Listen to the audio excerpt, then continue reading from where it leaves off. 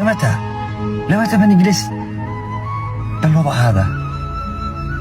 لك الناس فاسدين، لك ايش فيه؟ ايش فيه يا جماعة؟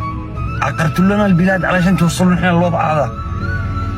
خبطوها على 30 مليون يمني علشان نوصل للوضع هذا. هذا اللي احنا ندوره، هذا اللي ماتوا علشانه ناس، هذا الحروب تشردنا ونزحنا، نزحتوا 7 قرى علشان نوصل لهذا. ايش فيه؟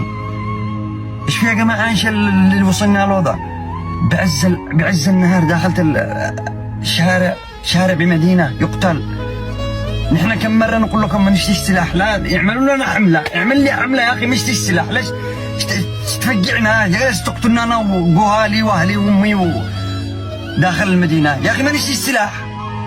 ليش وزارة الدفاع وزارة رواتب حتى ولو هي 1000؟ طيب انت ايش مهامك كعسكري؟ كان جيش ولا امن؟ انك تقتلنا ولا تفجعنا ولا تحمل لي سلاح داخل المدينة؟ ما نشتريش سلاح داخل المدينة. هذا اللي وصلنا له، هذا نهاية المطاف. لمن المشتكى؟ لمن المشتكى؟ ما جابكم لنا.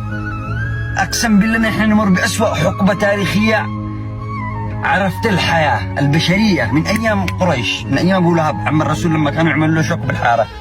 إنكم أوسخ ما عرفت الأيام. قبحكم الله، الله يقبحكم الله.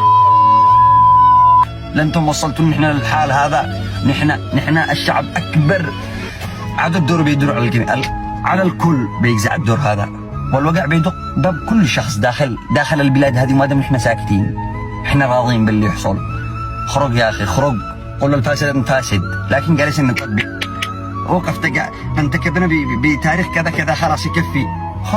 خرج الغريق ما يهمش النطفة. خرج